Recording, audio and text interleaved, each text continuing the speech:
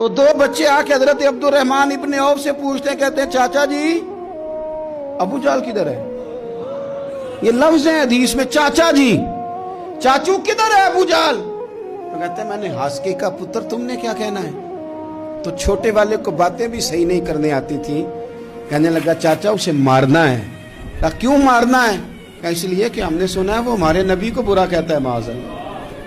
کہا تم اگر نام مار سکے تو چھوٹا کہہ رہا ہے، کہتا نام مار سکے تو مریں گے تو صحیح نا حضور کے نام پہ۔ حفیظ جلندری کہتے ہیں وہ کہہ رہا تھا مریں گے یا ماریں گے اس ناری کو، سنا ہے گالیاں دیتا ہے وہ محبوب باری کو، معاذ اللہ حضور کو برا کہتا ہے۔ میدان میں آئے دونوں، زور زور سے تلواریں ماری، گھوڑے سے گرا لیا ابو جہل کو۔ حضرت معاذ جو تھے بڑے والے، ان کا بازو کٹ گیا، تھوڑا سا گوشت سال لٹک رہا تھا۔ یہ نرم و نازک بچے ہمارے، یہ میدانوں میں کام کریں گے جن کو تھکاوٹ ہوتی ہے، جو پیناڈال کی گولی کھا کے سوتے ہیں رات کو؟ بازو لٹک رہا تھا، حضرت معاذ نے اس پر اپنا پیر رکھا، جھٹکا دے کے اتار دیا۔ حضرت عبداللہ ابن مسعود کو کہا، انہوں نے گردن کاٹ دی ابو جہل کی۔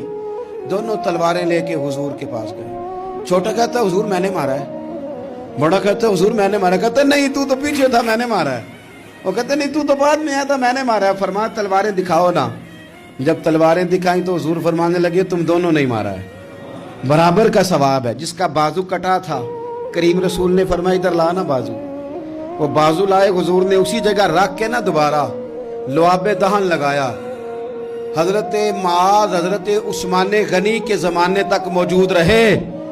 فرماتے ہیں کٹنے سے پہلے طاقت کم تھی، جب حضور نے جوڑا ہے تو طاقت پہلے سے زیادہ ہو گئی ہے، پہلے سے زیادہ ہو گئی ہے طاقت۔